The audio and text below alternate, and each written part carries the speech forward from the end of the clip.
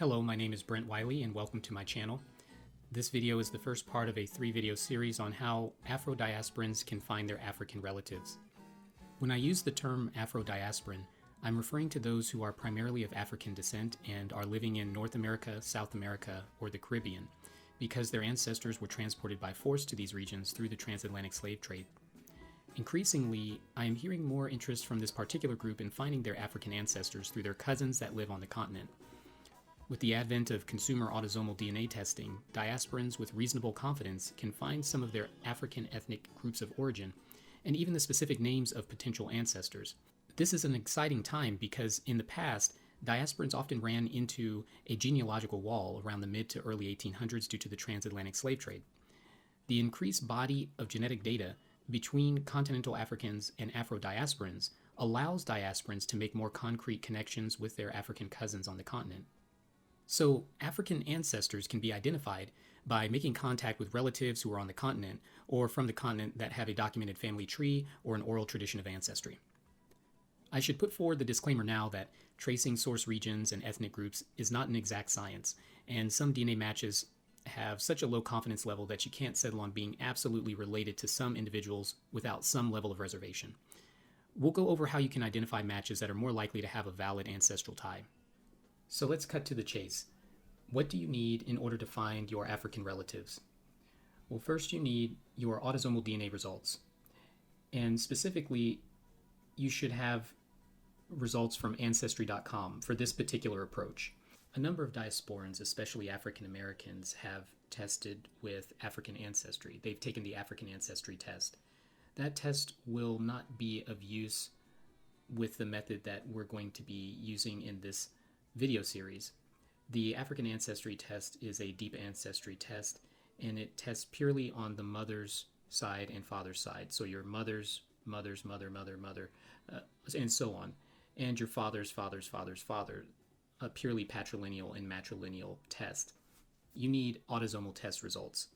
This will increase your chances of finding an African relative because you will not only be testing directly in your mother's lineage or your father's lineage, but you will also be testing for relationship with your grandfather's wife and your great-great-great-grandmother's husband, which would be your great-great-great-grandfather, right?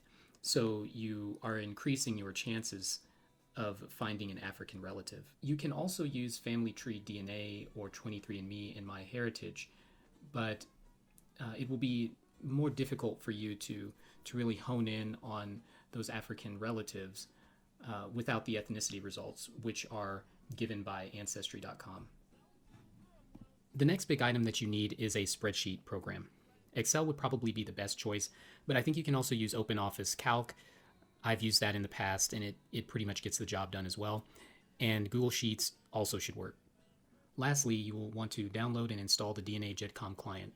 Currently, this software is only supported on the Windows and Mac operating systems.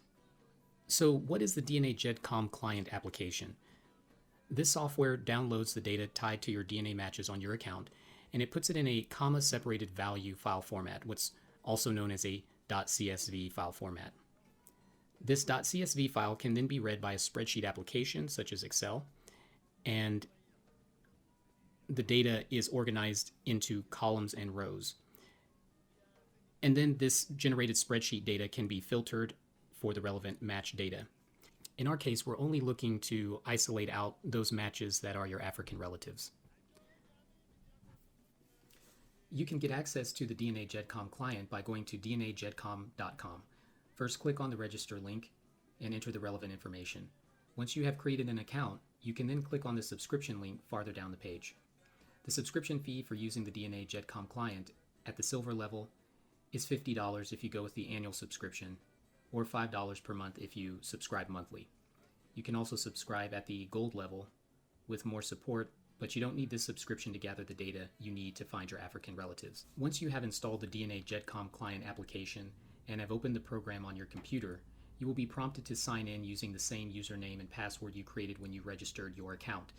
After you have signed in, click on the Gather tab at the top of the user interface. You would then click on your DNA test site. For this demonstration, I will be using Ancestry.com. And again, the main reason I'm using Ancestry.com is because the results gathered, the matches gathered from Ancestry.com contain the ethnicity data, and this will help you to find your African relatives. No matter which autosomal testing system you click on, you will be prompted to sign into your account for that particular company. Use the same username and password that you would use if you were signing into that company's website directly to get access to the account. Once you have successfully signed into your account with the testing company, you should see an option available to gather ethnicity data. Click that button. Gathering all the matches on Ancestry.com may take a while. You may need to run this process overnight before you go to bed, and it should be finished in the morning. 23andMe, Family Tree DNA, and MyHeritage have a gather chromosome option, but the resultant data doesn't list the ethnicity of the matches. 23andMe has a country of origin section on their website in their matches area.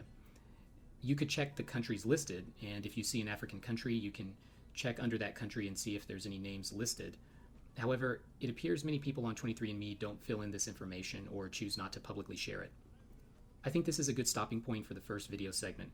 In the second video, we'll go through the filtering process based on the ethnicity results we receive from the Ancestry.com matches. I hope you found this first video helpful, and I will see you next time. Bye-bye.